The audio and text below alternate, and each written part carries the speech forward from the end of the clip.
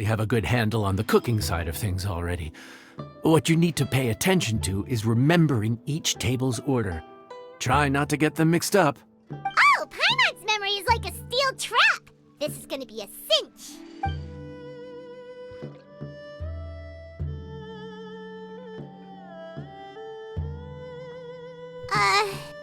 Which ticket are we on again? Table 1 was onions, but no chilies. Table 2 was chilies, but no onions. Ah! Was Paimon just sleep floating? We didn't even get a break in the middle. Paimon's brain has turned to mush. Is it always this busy here? No, but this is peak season. You both did a mighty fine job for your first time serving guests at the inn. Luckily, all our customers were familiar faces this time around, so we didn't get any strange requests. Otherwise, today would have been even more challenging. No strange request? Someone asked for almond tofu drizzled in soy sauce. Even Paimon has never tried that combination. It's a wide world out there. People have all kinds of different tastes. Being able to cater to all is the real essence of Liyue cuisine. Also, the thing about requests is that they're usually very specific. So as long as you do what they asked, you're unlikely to have any issues. Excuse me. Are you still open by any chance? Huh? Paimon knows that voice. Let's go check it out! What should we do? It doesn't look like anyone's here. If only we'd gotten here a bit sooner. It's all right. If we start building a campfire now, we'll be eating before too long. Right. Besides, if anyone's to blame, it's Linny. So busy being a greedy culture vulture that he lost track of time. Linny, Lynette, Fremine, it is you! Paimon? So, is the Traveler here? Traveler, Paimon! What a nice surprise! Paimon was gonna say the same thing! We're just lending a helping hand at the inn. Anyway, so that's how we ended up here. But what about you guys? Don't tell us. Father sent you on another mission? No, quite the opposite, actually. We're in Liyue on vacation, and while we're here, I thought a cultural tour might be in order. Father said we deserved some rest after everything that happened recently. Otherwise, it could jeopardize our next mission. It's not every day we get this kind of opportunity. Linny thought it might be fun to spend some time in Liyue, especially since it's Lantern Rite season. We could hardly pass up the opportunity to watch a Liyue-style magic show. Although, I think they call it conjuring here. In our time here, we've seen conjuring tricks incorporated into a Liyue opera show, and even a wushu dance. It was amazing. So, we decided to stay here for a few more days to see what other forms of inspiration this land might have in store for us. We visited Granny Roshin in Chingsa village not long ago, and today we continued our cultural tour in the area around here. In the end, though, we lost track of time. We haven't even eaten anything yet.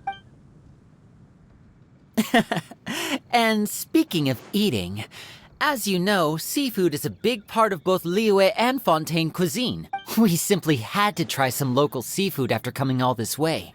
That's another reason why we decided to extend our trip. Oh, need any recommendations? That fish one with the misleading name. Sounds bland, but it's drowning in hot chilies. Oh, you mean blackback perch soup? You're right, the name doesn't give much away. It looked and smelled so appetizing that Lynette took a huge mouthful, blissfully unaware that she was about to set her mouth on fire. She could barely speak for the rest of the day after that. Luckily, that wasn't a huge adjustment for her.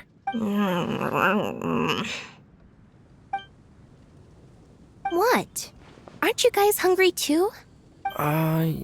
Yes, a little. Yes, good question. I doubt we'll be able to decipher the menu, so why don't you recommend something? You should be pretty familiar with our tastes. One more thing. Please, if you have a heart, don't make it spicy.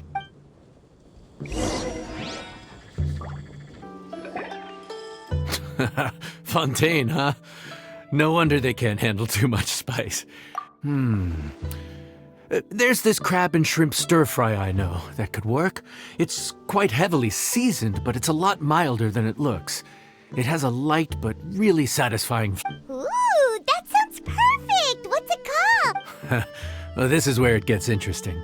They call it the Palace Jewels. The crab roe is supposed to look like pearls of gold, and the shrimp meat like chunks of jade. Here's the recipe. When you're ready, go ahead and give it a try.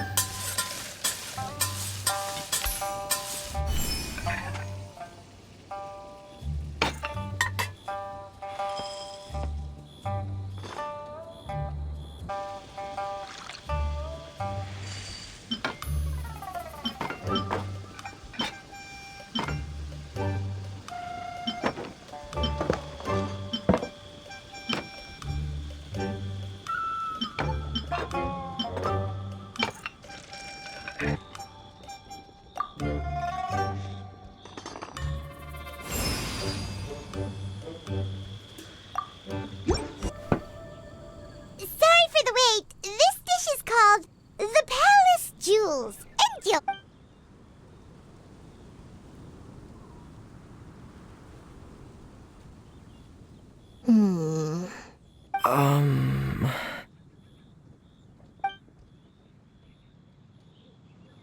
Yes, we meant to say, you two must be tired after a long day of work.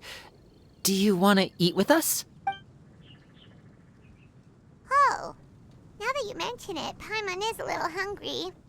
Well, if you insist, then who are we to refuse? Oh, right, of course. You're still our customers. Why aren't you eating? The sauce looks a little overpowering.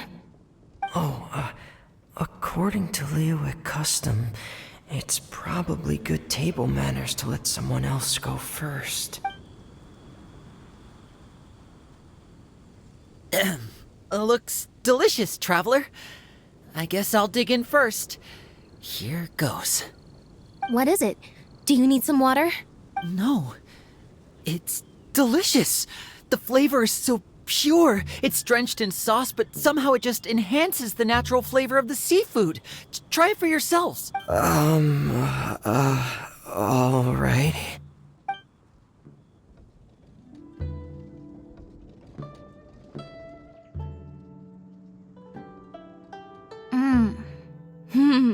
What is that? Crab roe? Yep, you have quite the palate, Lynette.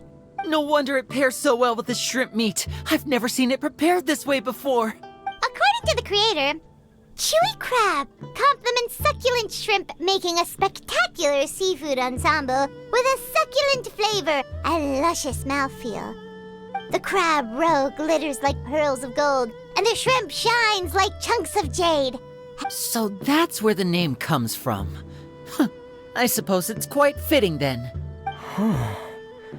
Was Paimon always this well spoken? This dish must be right up your alley, Lynette. Huh? It's half gone already? When did that happen? I heard that in Liyue. The biggest compliment you can pay to the chef is to leave a clean plate. It's delicious. Thank you ever so much. Wait, don't